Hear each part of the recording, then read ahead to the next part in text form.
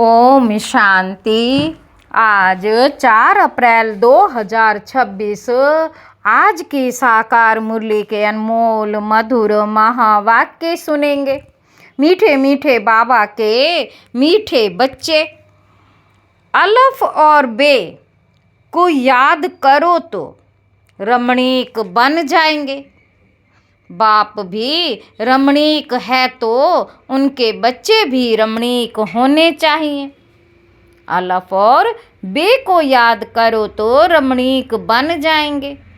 बाप भी रमणीक है तो उनके बच्चे भी रमणीक होने चाहिए। प्रश्न है, देवताओं के चित्रों की कशिश सभी को क्यों होती है? उनमें कौन सा विशेष गुण है? देवताओं के चित्रों की कशिश सभी को क्यों होती है? उनमें कौन सा विशेष गुण है? उत्तर है, देवताएं बहुत रमणीक और पवित्र हैं। रमणीकता के कारण उनके चित्रों की भी कशिश होती है। रमणीकता के कारण उनके चित्रों की भी कशिश होती है। देवताओं में पवित्रता का विशेष गुण है, जिस गुण के कारण ही अपवित्र मनुष्य झुकते रहते हैं। रमणीक वही बनते जिनमें सर्वदेवी गुण हैं, जो सदा खुश रहते हैं। ओम शांति। आत्माएं और परमात्मा का मेला कितना वंडरफुल है। ऐसे बेहद के बाप के तुम सब बच्चे हो तो बच्चे भी कितने रमणीक होने चाहिए। देवताएं भी रमणीक है ना, परंतु राजधानी है बहुत बड़ी। सब एक रस रमणीक हो नहीं सकते। फिर भी कोई कोई बच्चे बहुत रमणीक हैं। जरूर रमणीक कौन होते हैं? बाबा पूछ रहे। जो सदैव खुशी में रहते, जिनमें देवी गुण हैं। ये राधे कृष्ण आदि रमणीक हैं ना। बाबा कहते उन्होंने बहुत कशिश है। कौन सी कशिश है? पवित्रता की। क्योंकि इन्हों की आत्मा भी पवित्र है तो शरीर भी पवित्र है, तो पवित्र आत्माएं अपवित्र को कशिश करती हैं, उन्हों के चरणों में गिरती हैं। पवित्र आत्माएं अपवित्र को कशिश करती हैं, उन्हीं के चरणों में गिरती हैं। कितनी उनमें ताकत है। भल सन्यासी हैं, परंतु वह देवताओं के आगे जरूर झुकते हैं। भल कोई कोई बहुत घमंडी होते हैं, फिर भी देवताओं के आगे अथवा शिव के आगे झुकेंगे जरूर। देवियों के चित्रों के आगे भी झुकते हैं, क्योंकि बाप भी रमणीक है तो बाप के बनाए हुए देवी देवताएं भी रमणीक हैं। उनमें कशिश है पवित्रता की। वह कशिश उन्हों की भी अभी तक भी चल रही है। तो जितनी इनमें कशिश है उतनी तुम्हारे में भी कशिश होनी चाहिए। जो समझते हैं हम ये लक्ष्मी नारायण बनेंगे, तुम्हारी इस समय की कशिश फिर अविनाशी हो जाती है, सबकी नहीं होती। नंबरवार तो है ना। भविष्य में जो उच्च पद पाने वाले होंगे उनमें यहाँ की कशिश होगी। भविष्य में जो उच्च पद पाने वाले होंगे उनमें यहाँ ही कशिश होगी, क्योंकि आत्मा पवित्र बन जाती है। बाबा कहते तुम्हारे में जास्ती कशिश उनमें है जो खास याद की यात्रा में रहते। यात्रा में पवित्रता जरूर रहती है, पवित्रता में ही कशिश है। पवित्रता की कशिश फिर पढ़ाई में भी कशिश ले जाती है। पवित्रता की कशिश फिर पढ़ाई में भी कशिश ले आती है। यह तुमको अभी पता पड़ा है। तुम उनके लक्ष्मी नारायण के ऑक्यूपेशन को जानते हो। उन्होंने भी कितना बाप को याद किया होगा। ये जो उन्होंने इतनी राजाई पाई है, ये जरूर राजयोग से ही पाई है। इस समय तुम यह पद पाने के लिए आए हो। बाप बैठ तुमको राजयोग सिखाते हैं। यह तो पक्का निश्चय कर यहाँ आए हो ना। बाप भी वही है, पढ़ाने वाला भी वही है, साथ भी वही ले जाने वाला है। तो यह गुण सदैव रहने चाहिए। सदैव हर्षित मुख रहो।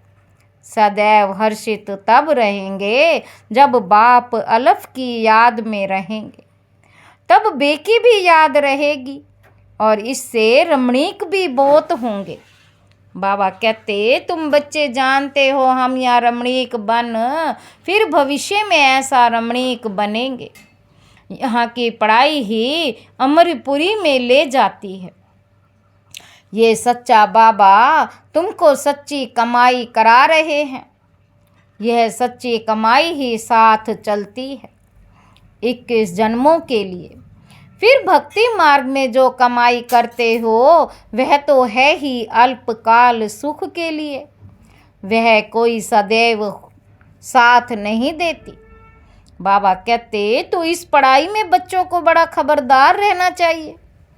तुम हो साधारण, तुमको पढ़ाने वाला भी बिल्कुल साधारण रूप में है, तो पढ़ने वाले भी साधारण ही रहेंगे। नहीं तो लज्जा आएगी। हम ऊंचे कपड़े कैसे पहने, हमारे मम्मा बाबा कितने साधारण हैं, तो हम भी साधारण हैं। ये क्यों साधारण रहते, क्योंकि वनवाह में है ना। बाबा कहते अभी तुमको जाना है, यहाँ कोई शादी नहीं करनी है। अभी तुमको जाना है, यह शादी नहीं करनी है।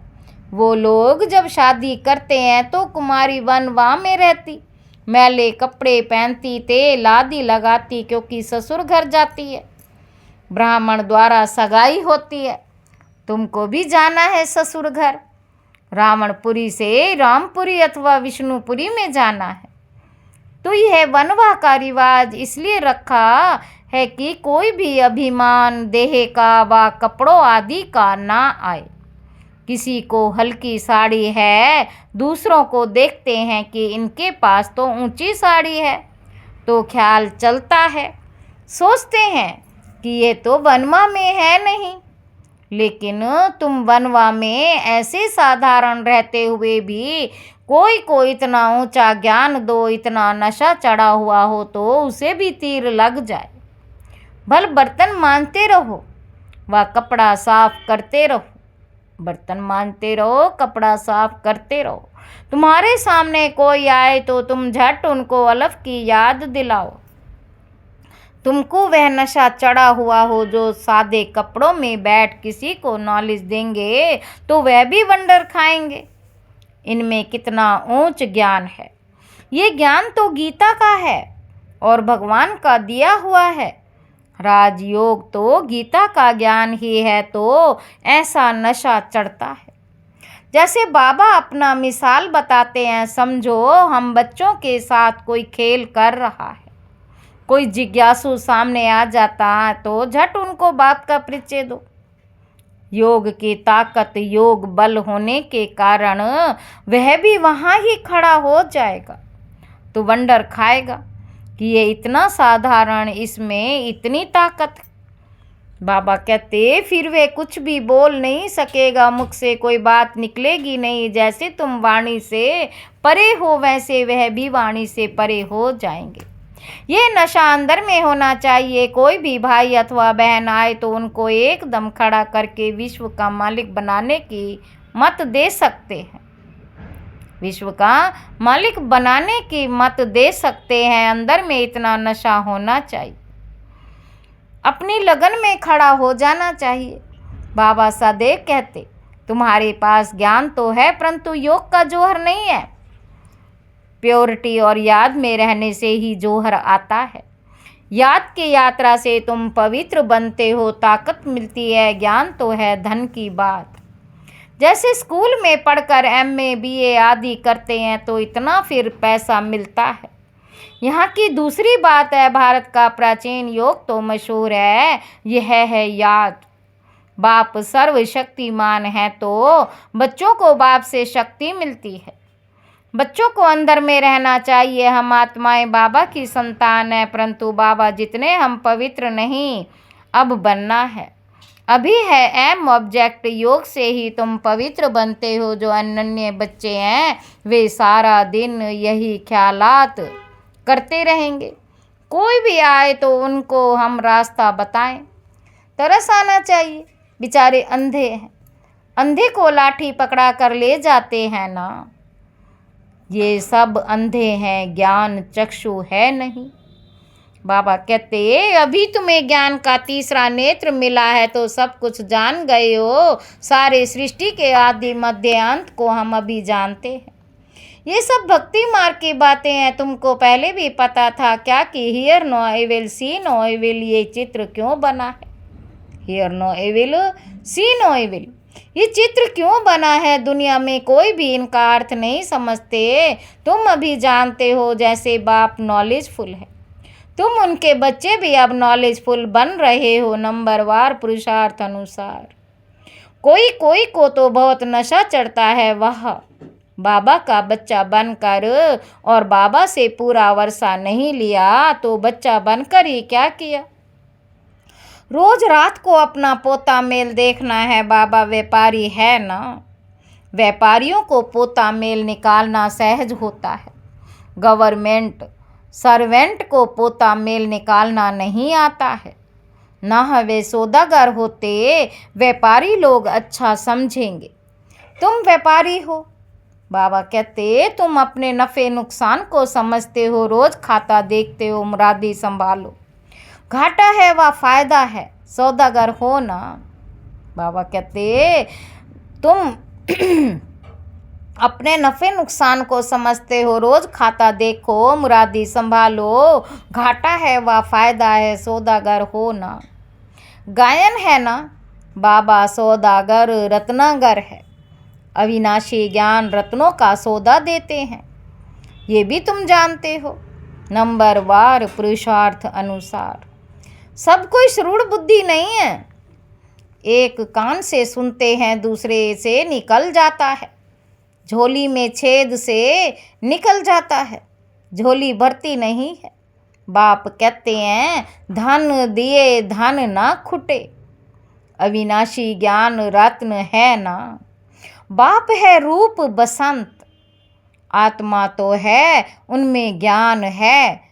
तुम उनके बच्चे भी रूप बसंत हो, तुम उनके बच्चे भी रूप बसंत हो। आत्मा में नॉलेज भरी जाती है, उनका रूप है, भल आत्मा छोटी है। रूप तो है ना, उनको जाना जाता है, परमात्मा को भी जाना जाता है। सोमनाथ की भक्ति करते हैं तो इतने छोटे स्टार की क्या पूजा करेंगे? पूजा के लिए कितने लिंग बनाते हैं। शिवलिंग छत जितना बड़ा बड़ा भी बनाते हैं, यूं तो है छोटा, परंतु मर्तबा तो ऊंचा है ना। बाप ने कल्प पहले भी कहा था कि इन जप तप आदि से कोई प्राप्ति नहीं होती। ये सब करते नीचे ही गिरते जाते हैं, सीढ़ी नीचे ही उतरते हैं। तुम्हारी तो अब चढ़ती कला है। बाबा कहते तुम ब्राह्मण पहले नंबर के जिन हो। तुम ब्राह्मण पहले नंबर के जिन हो। कहानी है ना, जिन ने कहा हमको काम नहीं देंगे तो खा जाएंगे, तो उनको काम दिया, सीढ़ी चढ़ो और उतरो, तो उनका काम मिल गया। बाबा ने भी कहा कि ये बेहद की सीढ़ी तुम उतरते हो फिर चढ़ते हो, तुम ही फुल सीढ़ी उतरते और चढ़ते हो। जिन तुम हो, दूसरे कोई फुल सीढ़ी नहीं चढ़ते हैं। फुल सीढ़ी का ज्ञान पाने से तुम कितना ऊंच पद पाते हो, फिर उतरते हो चढ़ते हो। बाप कहते हैं मैं तुम्हारा बाप हूँ, तुम मुझे पतित पावन कहते हो ना।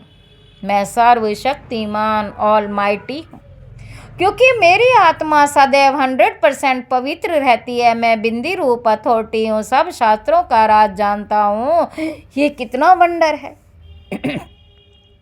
बाबा कहते ये सब वंडरफुल ज्ञान है, ऐसे कभी सुना नहीं होगा, ऐसे कभी सुना नहीं होगा कि आत्मा में 84 जन्मों का विनाशी पाठ है। वे कभी घिसता नहीं है, चलता ही आता है। 84 जन्मों का चक्र फिरता आता है, 84 जन्मों का रिकॉर्ड भरा हुआ है। इतनी छोटी आत्मा में इतना ज्ञान है, बाबा में भी है तो तुम बच्चों में भी है। कितना पार्ट बजाते हैं, ये पार्ट कभी मिटने का नहीं। आत्मा इन आँखों से देखने में नहीं आती है बिंदी। बाबा भी कहते हैं मैं ऐसा बिंदी हूँ, ये भी तुम बच्चे अब समझते हो। तुम हो बेहद के त्यागी और राज ऋषि। कितना नशा चढ़ना चाहिए। राज ऋषि बिल्कुल पवित्र रहते हैं। राज ऋषि होते हैं सूर्यवंशी, चंद्रवंशी, जो यहाँ राजाई प्राप्त करते, जैसे अब तुम कर रहे हो। बाबा कहते ये तो बच्चे समझते हैं कि हम जा रहे हैं, खवैया के स्टीमर में बैठे हैं, और ये भी जानते हैं ये पुरुषोत्तम संगम युग है। जाना भी जरूर है पुरानी दुनिया से नई दुनिया में वाया शांति धाम। यह सदैव बच्चों की बुद्धि में रहना चाहिए। जब हम सतयुग में थे तो कोई खंड नहीं था, हमारा ही राज्य था। फिर से योग बल से अपना राज्य ले रहे हैं, क्योंकि समझाया है योग बल से ही विश्व के राजाई पा सकते हैं, बहुबल से कोई पा नहीं सकता। ये बेहद का ड्रामा है, खेल बना हुआ है, खेल बना हुआ है। इस खेल की समझानी बाप ही देते हैं। शुरू से लेकर सारी दुनिया की हिस्ट्री ज्योग्राफी सुनाते हैं। बाबा कहते तुम सूक्ष्म वतन मूल वतन के राज को भी अच्छी रीति जानते हो। स्थूल वतन में इनका राज्य था, अर्थात हमारा राज्य था। तुम कैसे सीढ़ी उतरते हो वह भी याद आ गया। सीढ़ी चढ़ना और उतरना, ये खेल बच्चों की बुद्धि में बैठ गया है। अब बुद्धि में है कि कैसे ये वर्ल्ड की हिस्ट्री ज्योग्राफी रिपीट होती। इसमें हमारा हीरो हीरोइन का पार्ट है। हम ही हार खाते हैं और फिर जीत पाते हैं, इसलिए नाम रखा है हीरो हीरोइन।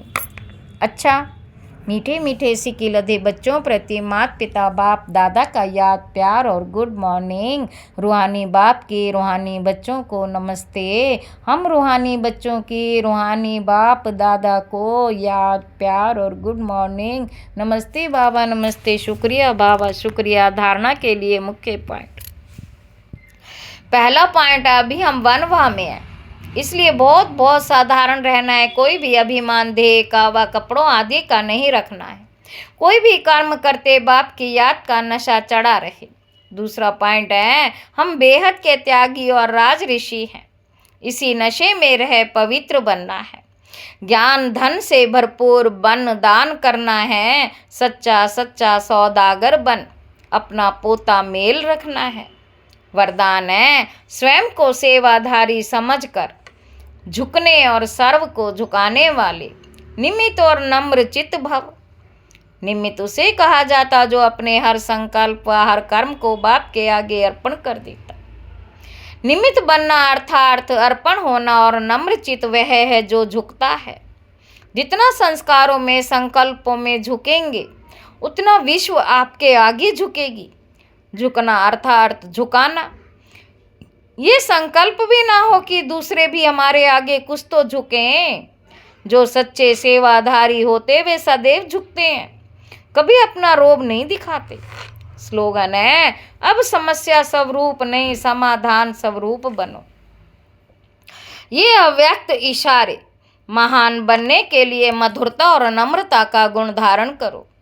आप महान आत्माओं का हर मनसा संकल्प हर आत्मा के प्रति मधुर हो, महान हो। जैसे बाप का स्वभाव सदा हर आत्मा के प्रति कल्याण व रहम की भावना का है। हर एक को ऊंचा उठाने का मधुरता और निर्माणता का है। ऐसे अपना स्वभाव बनाओ। अगर तेज बोलने का आवेश में आने का स्वभाव है तो ये भी ब्राह्मण जीवन में बहुत बड़ा विघ्न है। अब ऐसे स्वभाव का परिवर्तन करो। अच्छा, ओम शांति।